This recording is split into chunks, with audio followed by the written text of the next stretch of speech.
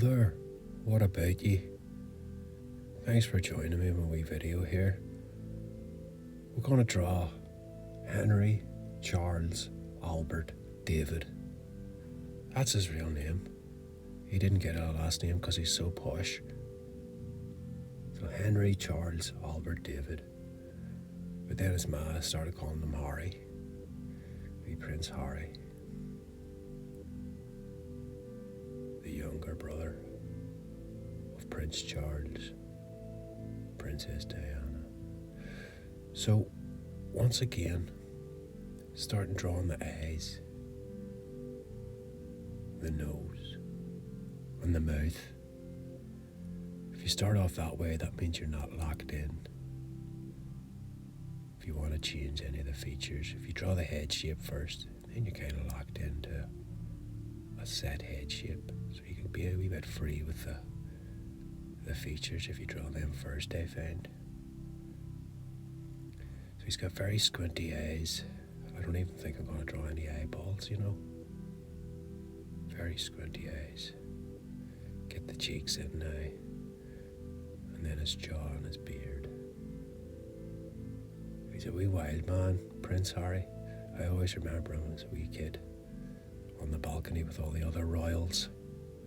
They'd all be waving, you know, the Queen and all regal and stuff. And he'd be in the corner putting goofball faces like a wee normal 6-year-old. Then there was another time I remember the paparazzi had followed them on holiday. They were on a skiing trip. And the reporters were all clicking, sticking their cameras in their faces. And his big brother, William, was teasing him. And wee Harry just laced the boot right into him. Kicked him right in the leg in front of the reporters. It was class.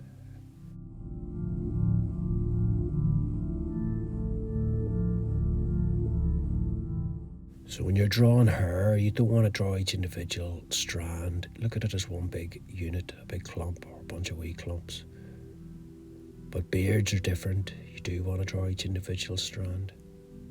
Wee short, sharp, spiky hairs. Follow the contours of the face. What a face. Now going back to wee Harry, he was a wild man. He became an artist because he was always a wee bit more creative and sports orientated, more so than William. So he became an artist and had a display and stuff, and it was looking pretty decent. But then it came out that he was getting special privileges at the college. So the press got a hold of this, and he was out boozing one night with his mates in the nightclub, and a photographer was waiting outside and said, "Hey, you're a wee art cheat." So Harry walked up to him and smacked him, digged him, lumped him right in the bake. Everyone was fuming. Media went wild with it. He was like one of the Gallagher brothers out of Oasis, boozing it up and whacking reporters. Rock and roll, baby, rock and roll. Wee Harry, third in line to the throne, sitting at the very pinnacle of British society. But yet he's going buck daft. So his dad was raging, James Hewitt, and the rest of the royal family were raging. They'd never ever experienced anything like this before. The only problem like it before would have been his uncle, Prince Andrew. So, just like his non-perspiring uncle, they sent him off to the Navy, sent him off to the Army, see if that would straighten him out. Him and his brother both went. They even went to the Gulf War, got a bunch of photographs of them sitting in helicopters and all, holding guns, like G.I. Joes. Good times. So I'm just drawing the hands and fingers, and I've got a little joke gag thing I've got going on here. And it's all in a theme park caricature kind of style, so it's very simplified, it's quick, there's no sketching, no erasing, every line is permanent, so you just got to go with the flow. It's a good way to build confidence in your drawing. I would recommend people try it out. It's much better than going to the boozer and getting tanked full of alcohol and smacking paparazzi like you're third in line to the throne. That's not good crack, mate. And did you know, just like most celebrities, Prince Harry got his start on reality TV way back in the 80s and 90s, before reality TV was a thing. They had a show called It's a Royal Knockout, and him and his family would dress up in big foam suits and go through assault courses. But Harry became a bit of a fan favourite in It's a Royal Knockout. The fans were thirsty for blood, and Harry gave it to them. During his 3-season undefeated reign, he decapitated 14 servants. 14 servants during the assault course. A brutal warrior, and he rose to the top. But then he would meet the match of his life, his second half, the one that completes him. Meghan Markle. We'll get into that story after. But first, we're going to take a little musical break here. Enjoy. Shallow, shallow harvest road up in the sky. I ain't had no love since January, February, June, July. Snow time, ain't no time to shed outside the school. Shallow, shallow harvest road for me and my girl.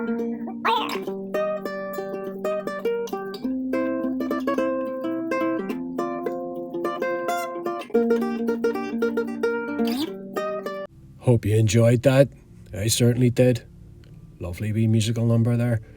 That was sent in by one of our regular viewers, Horsebreath Patterson. Thanks for that, Horsebreath. Now, if anybody else has any musical numbers, dance routines, performance art pieces, record it and send me the VHS to PO Box 12.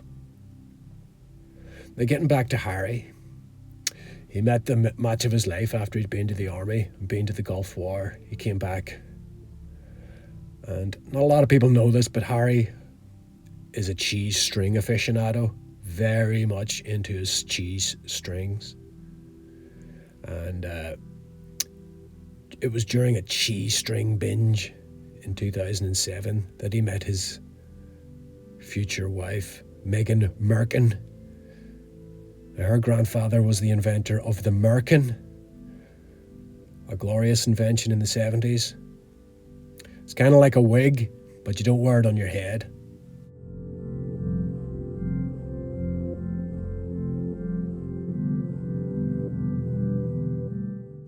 So the Queen and all, they weren't happy with this, not one bit.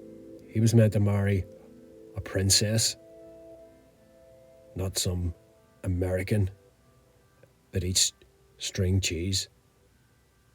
But Harry was in love, and he didn't care, and he loved cheese strings more than anything. So he said to the royal family, you know what, I'm done, I'm out of here, peace out guys. And he got on a plane, went to America, bought a trailer in Ohio, sat with Meghan Markle, and figured out what they would do next.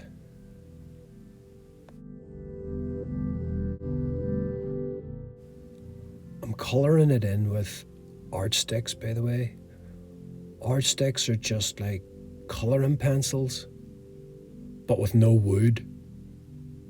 Ask your dad about that one.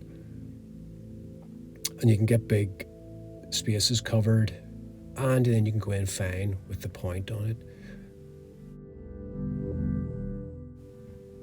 So they sat and thought about their next move. They'd been sitting in their trailer for about 19 months, farting into jars and selling them on eBay. It had become quite profitable, but it wasn't the career that Harry craved.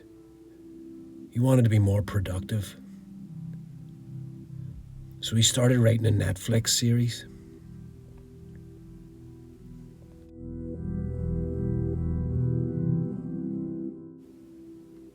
His first Netflix series, The Croydon Sausage, was a streaming sensation. Broke all kinds of records. And it brought him quite a bit of notoriety, which he didn't want. He wanted to step away from the public eye. He'd seen what it did to his ma. He wanted to be able to lace the boot into his bra without any paparazzi snapping photographs of it. So he did what any normal person would do if he wanted to get away from the public eye. He released an autobiography and a Netflix series about his life.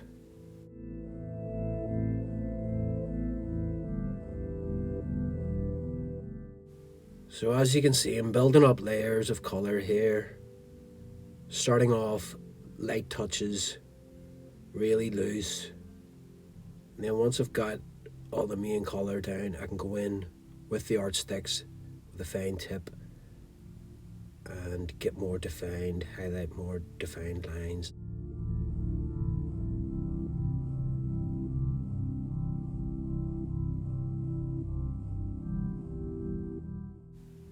So, much to Harry's surprise, the autobiography where he revealed personal details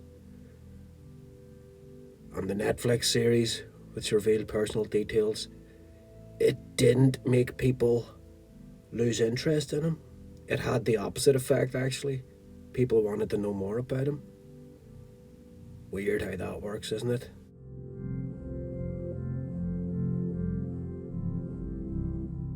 So now I'm happy enough with the face, the colour in the face there. Built up some layers of yellow, red, and a wee bit of brown. Now I'm going to move on to the clothes and the guitar. Do it purple, the state colour of Minnesota, where Prince was from, and my home state. So just a wee quick recap on the materials used here. A Crayola marker, some Prismacolor art sticks, and some paper. That's all I used, and my hands. You can get all these things from any art store or online. I prefer to use airbrush during theme park colouring, but I know a lot of artists that do use art sticks in live environments. I'm certainly not an expert at it, but once you get it down, it can be a very quick and effective tool.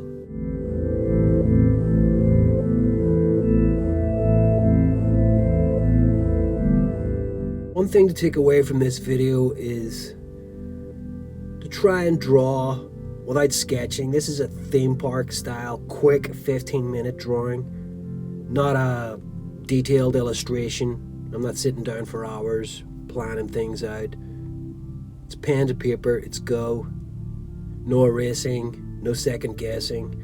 It's a good exercise. Now, even if your finished piece doesn't look out the way you wanted it to, it's a good exercise. It helps build confidence in your lines, in your abilities. I would highly recommend you try it.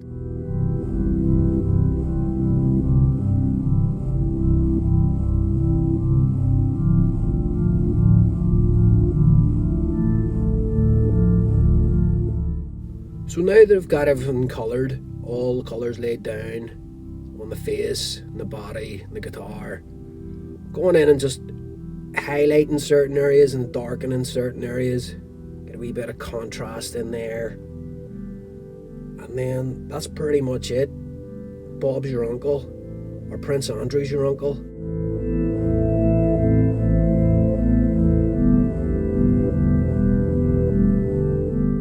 Now, I've been pretty vague, but if you have any comments, you want to go further into any of the methods here I've shown, leave a comment below. And this is the first of these videos. Hopefully I'll start making more. If you like them, I'll make more. If you don't like them, I'm not going to bother making any more. Waste of time sitting in a cupboard doing a voiceover. I'll be doing better things in my time. But if you appreciate it, I'll certainly make more.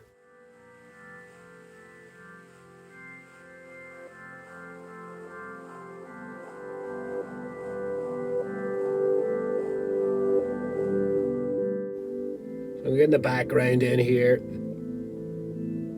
Using the art sticks, you can cover big spaces if you put it on its side. And I picked a nice neutral blue so it doesn't clash with any of the other colours. Well, listen, thanks for watching this video, you guys. I really appreciate it. And if you give me a wee like and a wee subscribe, share it with your friends, and I'll see you next time.